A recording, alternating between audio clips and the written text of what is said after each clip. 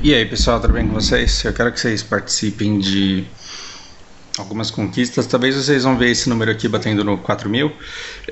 A hora que esse número bater no 4.000, a gente vai ter conseguido 450 pontos de CP. Isso vai me deixar muito feliz porque era a meta. Outra conquista que eu quero compartilhar com vocês eu vejo alguns de vocês seguidores hypados porque eu estou muito próximo de chegar a 10k de seguidores. E é engraçado como eu pouco me importo com... vai ser legal, vai, mas não é uma grande meta de realização eu ter um grande número de seguidores. Então, esse número de 10k não vai ser tão representativo quanto um número que eu bati recentemente de 5k de horas de visualização no canal. Isso sim é uma coisa que para mim representa muito, porque a retenção média de cada vídeo dá em torno de 8 ou 10 minutos. Significa que meu conteúdo é uma bosta? Não, porque as pessoas não têm tempo para assistir 40, 30 de uma vez só. Eu também não acho que as pessoas venham várias vezes e que elas terminem de assistir o vídeo que elas começaram, mas quando você pega num total de 5.000 horas para 10.000 seguidores, eu acho que eu tô bastante honrado com o fato de eu ser bastante escutado.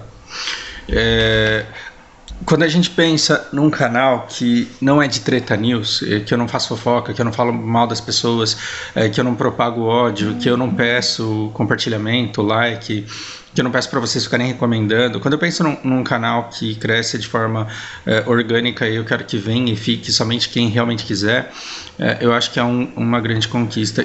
E aí, assim, com essa atenção de vocês, eu não tenho como deixar de falar sobre determinadas coisas, por mais que vocês achem chato. O arroz aí, ele entrou para a lista da carne, né? A carne sempre foi muito barata no nosso passado. Não é à toa que nós temos a tradição de churrasco. Essa tradição, ela meio que esfriou muito, mas antigamente a carne aqui era muito barata e aí qualquer família, por mais humilde que fosse, ela podia se reunir aí no fim de semana tá, por mais humilde que fosse, eu estou exagerando porque eu cresci num bairro de classe média. Talvez nem toda a família, mas os churrascos eles eram muito mais acessíveis para a família mediana. E um tempo atrás, com uma série de mudanças cambiais e com uma série de concentração de produção, quando a gente vê a Amazon aí fazendo com a mídia determinadas coisas, a JBS ela já fez e similares aí já fizeram isso há muito tempo. Então juntaram todos os pequenos produtores e disseram: escuta, a gente compra de vocês direto e a gente faz essa distribuição para você não ter essa dor de cabeça. E se você decide não vender para eles porque eles pagam muito pouco, você vende para um concorrente que faliu porque eles jogam no mercado, eles distribuem para a maior parte do mercado. E com a desvantagem cambial do real, aconteceu que ficou muito mais atraente você exportar a carne do que reter ela aqui. Mas se a gente fizesse isso de uma vez, os açougues quebrariam. Então a gente chega para o açougue e fala: escuta, quanto que você tirava por mês aí? Você tinha um lucro líquido de, sei lá, 4.000 reais, a gente vai manter esses 4.000 reais, só que ao invés de você vender 12 toneladas de carne para um lucro X, você vai vender 4 toneladas de carne com o lucro 3 vezes maior.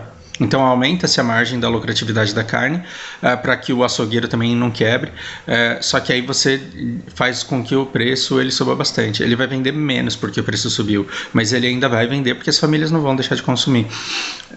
E por que antes não acontecia isso? Porque antes não era fácil exportar. Se você não exportasse a carne e você cobrasse 3 vezes mais caro, você teria uma queda da demanda, você venderia 3 vezes menos, e o restante apodreceria. Então, quando a gente começa a exportar a carne, a gente se livra do risco da carne apodrecer.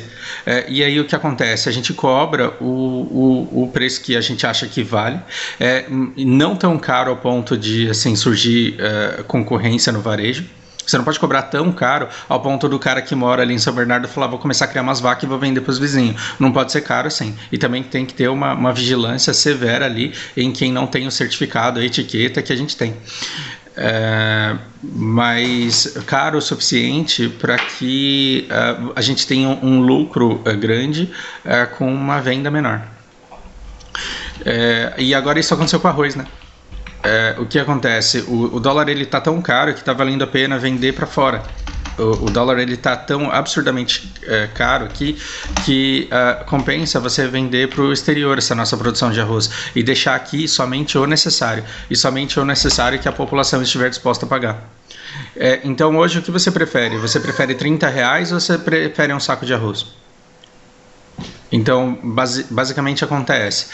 Se você preferir ter R$30, você vai ficar com R$30, você vai comprar outra coisa e tudo bem. Porque o arroz que apodreceria caso você não quisesse comprar há pouco tempo atrás, ele está sendo exportado. Por quê? Porque o dólar está extremamente caro aqui. Agora, se você preferir o arroz, ok, porque aí eu tenho a lucratividade que eu almejo com a redução da oferta que eu tenho. Existe algum vilão aqui? Os produtores, eles são vilões? Não. Isso daí é uma consequência que aparece devido ao comportamento natural das pessoas de sempre quererem o melhor para si. Talvez se a gente tivesse com um controle melhor e o dólar estivesse mais controlado, a gente não estivesse passando por isso que nós estamos passando.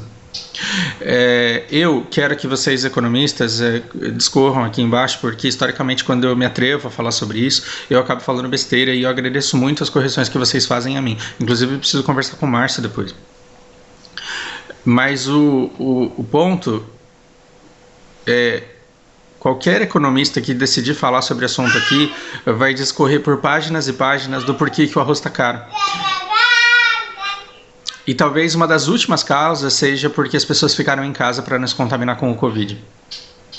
Então, eu entendo o quanto está ruim para todo mundo, o quanto essa pandemia está ruim para todo mundo. Agora, será que realmente o médico do postinho aqui, que não pôde deixar de trabalhar e que contraiu o Covid e que voltou para casa, e aí ele contaminou pai, mãe e avó, e aí ele perdeu o pai e a avó, os dois morreram, e ele sabe que o pai, a mãe e a avó estavam em casa ali, mas ele também, e que muito provavelmente pegaram isso dele.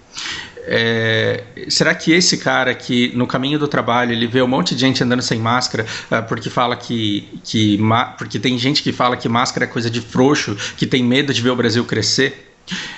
Você pensa, imagina a cabeça desse cara vendo alguém postando na internet dizendo que não falaram que tem que salvar as vidas e deixar a economia para depois? Pois é, arroz R$30, o depois chegou, toma aí, se fode.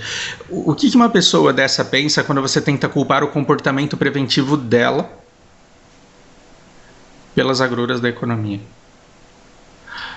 Então, assim, faça o que você quiser nessa pandemia, quer dizer, o que você quiser não, porque o bem do coletivo ele tem que estar acima do bem individual, e é por isso que existe uma lei que diz que você tem que entrar nos estabelecimentos com máscara. E por que você tem que obedecer essa lei? Porque você é livre para fazer o que você quiser, mas a sua liberdade acaba quando o bem do coletivo é ameaçado pela sua liberdade.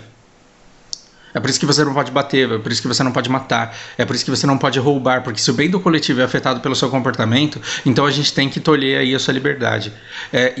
O problema de você não usar máscara não é você ficar doente, é você passar para outras pessoas que não tem nada a ver com isso. E o quanto uma máscara ela pode diminuir o número de casos, isso é ciência, não é uma questão de opinião. Isso é ciência, não é uma questão de opinião. Agora, qualquer pessoa que vá dizer que o arroz está caro porque a pessoa falou para deixar a economia para depois, ela está tentando desesperadamente compartilhar conteúdo gerado numa campanha de tentativa de dissociação da imagem do presidente da pandemia que a gente sofre.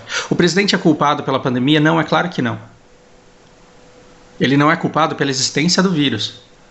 Agora, quantos conteúdos já foram compartilhados na tentativa desesperada de desassociar a imagem do presidente disso que está acontecendo? E se esses R$600 que não foram nem aprovados por ele, e se os R$200 do Bolsonaro eles fossem aprovados num aplicativo da Caixa que faz com que você passe por uma série de perguntas a respeito do comportamento de viroses, a ponto de você ser pago R$600, 200 dos quais partidos do Bolsonaro, e se você recebesse R$600 depois de acertar uma prova no aplicativo da Caixa Econômica Federal a respeito de comportamento de vírus?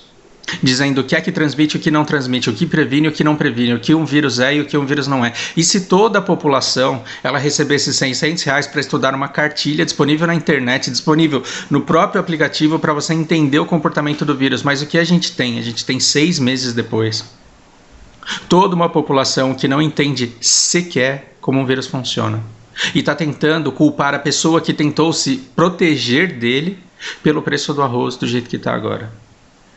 Isso é um desrespeito com as pessoas que tentaram ao máximo se proteger e ainda assim levaram o vírus para pessoas e suas famílias que vieram a falecer. O fato de você não ter consciência do quanto seu comportamento é ofensivo e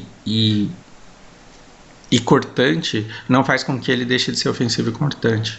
Reflitam sobre isso. Não deixem esse tipo de conteúdo ser propagado, porque o arroz ele está... O preço do arroz está subindo por inúmeras outras causas, que não o fato das pessoas ficarem em casa na tentativa desesperada de se proteger.